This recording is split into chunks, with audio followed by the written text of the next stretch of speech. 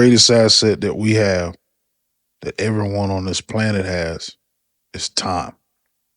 How we use it, how we manage it, it has the most effect on every aspect of our life. Time. Forgive yourself for learning what time will teach.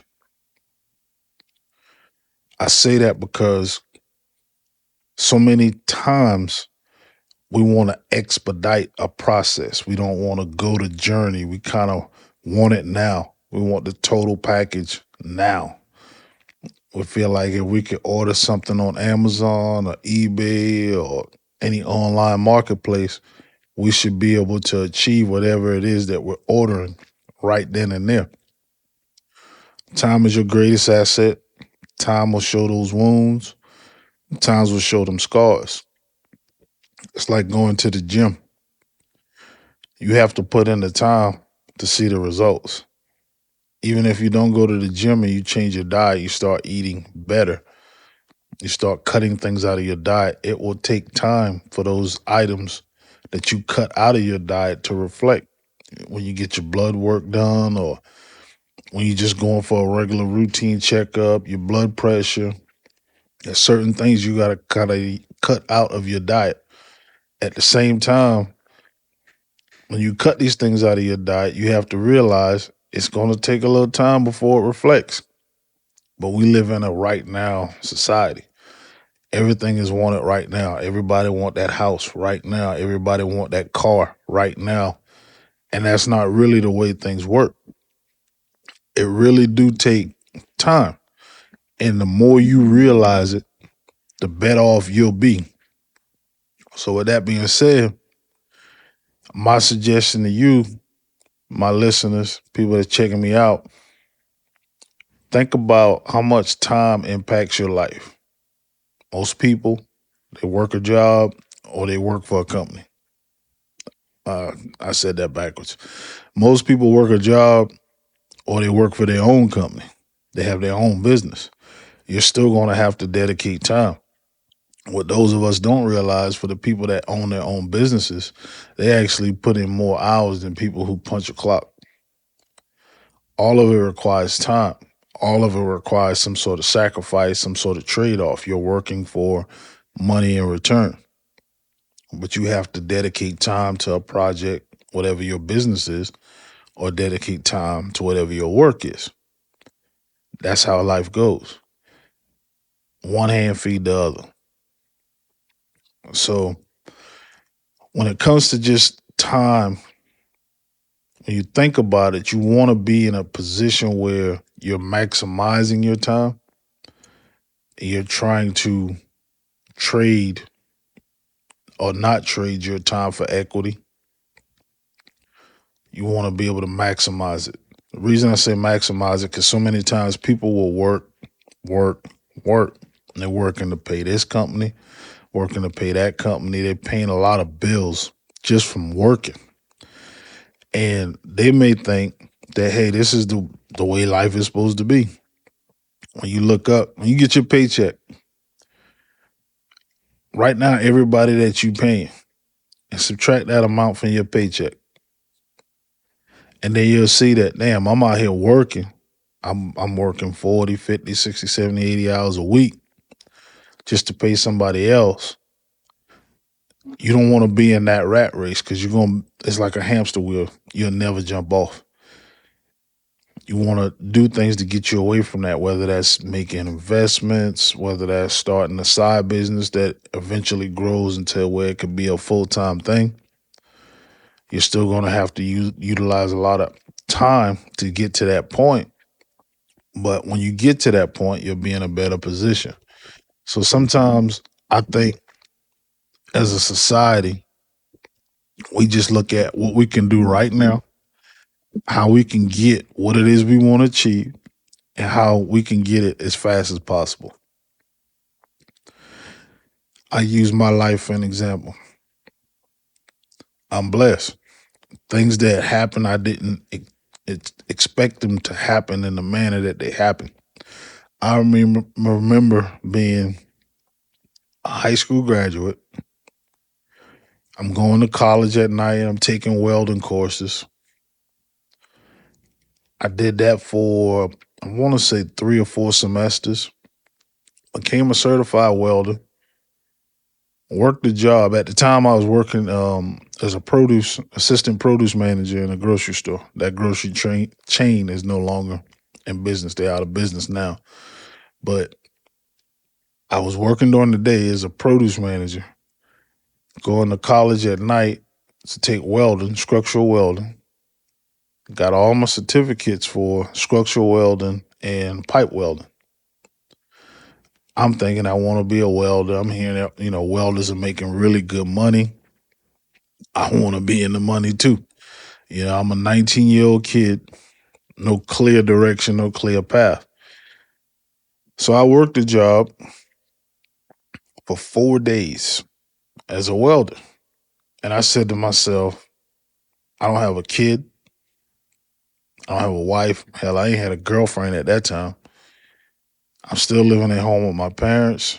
They've done pretty well for themselves, but not, I'm not a rich kid by any means. But we live good. This ain't gonna work. This ain't for me. And I remember, praying and talking with God and saying, just, give me an opportunity. And a job that I did apply for 8 months prior, they sent me a letter in the mail. Now it's email. Just to give you a timestamp. Back then, when you would apply for a job, they would send you a letter with a phone number for you to call and schedule your interview. Now it's, done all through email. So anyway, I remember I was washing my truck. I don't remember what day of the week it was, but it wasn't a weekend. And I saw the mailman. I walked to get the mail. There was one letter in the box, and it was the letter from that company that I applied for. The name of that company was MidWestVaco. They've changed names since and actually shuttered operations in the city I'm from. But anyway, I saw that letter, I read it, I was like, this is it. So I called the number, scheduled an interview. I go do the interview. Uh, and now I'm working at a paper mill. I'm 20 years old. Most of the guys I'm working with are in their mid 30s, 40s, and older. But I'm at this paper mill and I'm learning different things from different people. I've never been in this kind of environment, but I know this is a good job. I know I would make good money. I had union benefits because it was a union company. 20 years old, and I'm making $1,000 a week. I've never made that kind of money before. So for those that, you know, can understand where I'm going at with this, when you make that kind of money as a 20-year-old, you're bound to mess up some of that money. And I did, rightfully so. I'm young, I'm still learning. I remember I had 4 vehicles at one time. Only one payment. Only one payment, but I had 4 vehicles. And I remember my mom saying to me, with the amount of vehicles you have, you need to find a place to live. Not from a grudgeful place, but from a place of just being responsible. If you're going to do this, then you should be able to do that. Work there. I actually worked that job for 12 years. Hell, I got married while I was there. I had my first kid while I was there.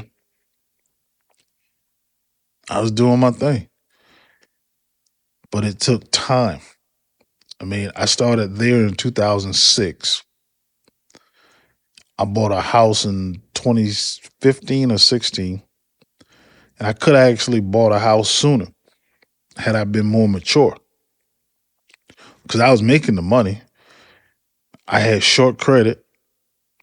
Short credit meaning you have credit, but you don't have a long credit history. So they can't really say, hey, we're willing to go this route with you because you've proven yourself. But I had short credit. Bought a house 2015, either 2015 or 2016. Not too long after I got married, I bought that house. And from there, things just started to blossom. Now, all of this takes time. Time. Now, depending on what kind of investments you make in your time journey, it'll show you what kind of equity you can get, right? So I bought that house in 2015. I sold it in I want to say 2020 or 2021. That house cost me 190 when I bought it. I sold it for 270. Time, in a lot of cases, if you're patient, will equate to equity. It will equate to money in some form or fashion, right? So fast forward to today, one of my partners, he texts me, say, "Hey man, I think your house on the market, your old house." That was the first house I bought. I'm in my third now, but that was the first that I bought. So I went on Zillow, I looked it up and I said, damn, that house going for a pretty penny. I sold it in 2015 or 2016, one of those years, and here it is 2026. 10 years later, the guy I sold it to is selling it. He paid me 270 and it's on the market for 384. And I said to myself, damn, imagine if I had still either been living there or kept it as a rental to go from the 190 to, and I only owed 160 on it when I sold it, but the 190 to 384, that's life-changing money.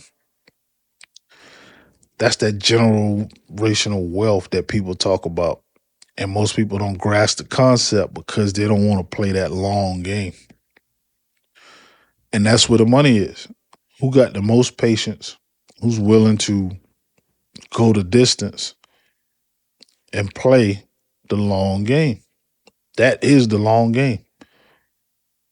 Just imagine having something for 10 plus years and the equity that builds in it or the value that builds in it. You sell it at a much later date than when you purchase. Now you're looking up and you have life-changing money to do things that you want to do or things for your family, things for your children. I mean, really think about it. If you have children, say you bought a house today, you have kids, your kid, and you buy in a good market. When I say a good market, I mean a area that's is growing, is prosperous, and the values are increasing every year. And you got a kid, they about to go to college. You and your wife, y'all want to downsize. You have this asset that you bought 15 years ago. You can downsize. You can sell this asset, pay for a place in full, and still have money. That's generational wealth. A lot of people don't want to play that long game, or they kind of want, I ain't gonna say kind of, everybody wants everything right now. I know I said that earlier, but that's the God honest truth. People want things right now. What can I do right now where I can garner this money, where I don't have to I can put in minimal effort and get maximum profit. That's not how life works. You have to change your mindset in order to grow. And sometimes that growth comes with pain. It's just like a tree. Before that tree come out of the ground, they got to go through that dirt. Now, you may think, okay, it's just dirt. There's some resistance there. There's some resistance there. So when that tree is growing, it's steadily chipping away at that dirt so it can break free and get to that sunlight. Started from a seed. It sprouted. It got roots. That root give it a foundation, give it strength to push. When it breaks through, gets the sunlight. Now you got good water, good moisture content. You got sunlight, getting more oxygen. Now it's gonna grow like a weed. That's how life is for us as people. You have to be in good soil, have a good foundation. So when you start to get that oxygen, whatever it is that's feeding you, you can take off. That's what I want for everybody.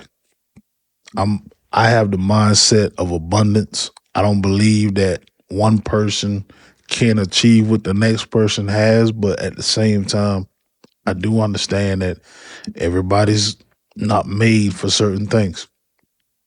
You're gonna have people that they just want to work, do their 40 hours, and go. You're gonna have people that want to work beyond their 40 hours and make as much as they can. But in making as much as they can, they're putting their money in the wrong places, depreciating assets.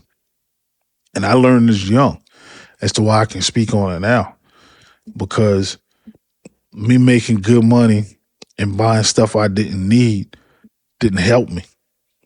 If I look back now on what I know now, if I knew this when I was 20, I'd have more assets. I would have been, instead of buying vehicles and enjoying life to the fullest, you know, spending $400-500 on miscellaneous things a week, I would have been putting that money in hard assets.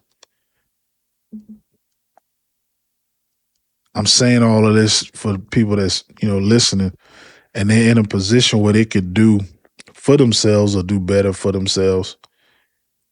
Sometimes you need that nudge. Sometimes it's going to come from a place where you didn't think it'd come from. It's going to come from a person that you didn't think it would come from. But sometimes you just need to hear it, and that's that cue. That's that cue that, hey, I need to do this.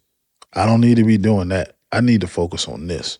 Whether it's investing that money, whether it's, any form of investment, just park that money someplace where it's going to grow. Because if you just put it in a bank account, it's not really going to benefit you for the simple fact that it's not going to grow the way that it can. It doesn't have the potential to grow in the ways that it can. Now, if you're a mechanically inclined guy and you say, I'm going to buy this car, I'm going to fix it up, clean it, sell it, all right, that's an investment. You're making your money compound. It doesn't have to necessarily be you parking your money in the stock market, or you're heavily invested in a 401k retirement because you're 20 years old. You don't understand that aspect. You just know, hey, I need to put up something for later. And it helps to have people around you that are wise beyond you to school you on that, because even at 20, I was working that job, making $1,000 a week. I was working 6 days a week. I was working a bunch of overtime, bringing home that kind of money. And I remember in July of 2007, I'm still at home with my parents. My mom is a retired accountant. And she said to me, hey, you making good money, happy for you, but you might want to up your retirement to offset your taxes, because, you don't want to pay the government back if you don't have to. This was July of 2007. By that time, I had already made $50,000. If I had kept the same energy throughout the year, I would have easily grossed over 100,000 as a 21-year-old young man with no wife, no children, no home. So for the rest of the year, I was putting 20% of my paycheck into my retirement to offset those taxes, because I didn't want to pay back. Even if it just was $1,000, I didn't want to pay back anything. I quit working overtime, and I put 20% in my retirement. I remember I would get calls from the job. I said, nah, I'm good. I ain't coming in. I can't make it. And one guy was like, hey, man, you was killing it. Now you just stop. You don't want no money. What's going on? It's like, nah, I don't want no tax trouble. And I have later on had, tax trouble for making too much money. You know, it ain't fun when you do your taxes and your tax accountant looks at you and says, okay, you're gonna have to pay back 7,700 this year. Like what? Or you're gonna have to pay back 12,000 this year. You made too much money. I don't like that feeling. I mean, I want to make as much as I can, but I want to keep as much as I can too, And by the time I had got to that stage in the game, I had already understood that, hey, you have to have, a business to offset some of this taxes. So I've started different companies over the years and been able to offset those taxes. All of this took time. We're talking about, this journey started at 20. I'm now approaching my 40th birthday. So we're talking about 20 years for me to really get all of this wisdom, get this knowledge, get the understanding, get the education. That was time. A lot of time. 20 years. Now, if I go to a 20-year-old person right now and give them everything I got and tell them, look, it's going to take you 20 years to get there, that's too long. I want that next year. I want that next month. Patience will pay you more dividends than rushing. A few years ago, I read this book called The Blue Ocean Strategy. Talk about a blue ocean and a Red Sea. The Red Sea is where everyone is at trying to make their money. It's kind of like a gold rush. For those that are familiar with the gold rush or the oil boom or the housing market booms, those are like gold rushes. Everyone's flooding that market. They're going there. They're trying to make whatever they can make. And once the money's been made, everyone leaves and they go to the next spot. This book described that and talked about that because if everyone is here in that Red Sea, they might not be losing. They may be breaking even and some of them actually making money. But if you stay in that blue ocean space, you're going to do well. If you can perform and be productive in the blue ocean, you don't have to worry about those in the Red Sea. It's kind of like a business, right? Kind of like life. It's like riding an airplane. When you take off from the airport, that plane is elevating. Ride may be bumpy depending on weather conditions, but at some point you're going to reach cruising altitude. And that's where that plane actually covers the most ground. Cruising altitude, maximizing speed. You want to be at cruising altitude for the simple fact that, depending on what airline you're familiar with, you can pull up how fast you're moving, your elevation. But you at cruising altitude, meaning they're covering ground. When you can fly from New York City to South Carolina in an hour, that's getting it. But you're only getting it at cruising altitude. You can cover a lot of ground. That's where you want to be at.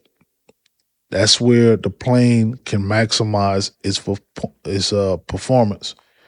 That's where you, as an individual, can maximize your performance. When you get to cruising altitude, when you're not out there wanting to purchase this or buy that or throw money at a dead situation, but you find a lane where you can cruise in and do well in and cover a lot of ground. Then you look up, You land in the plane, getting that bag. You know, only time can teach you this though. You could have a mentor. They may shorten your learning curve for whatever they're mentoring you in, but you may have some people around you, you know, that's wise and can shorten some things for you as well. But time will teach you the best. Experience is the best teacher. There's some things you just have to go through and then experience it so you can maximize its fullest potential. Once you get to that point, you elevate beyond years. You'll wake up and look at yourself and think, damn, how did I get here? I love it here. Cruising altitude, time, greatest asset. That's the greatest asset, most valuable asset. And don't let nobody tell you otherwise. I'm going to end the same way I started. Forgive yourself for learning what time will teach. Forgive yourself for not learning what time will teach. Very important. I appreciate y'all checking me out. See you on the next one. Thank you.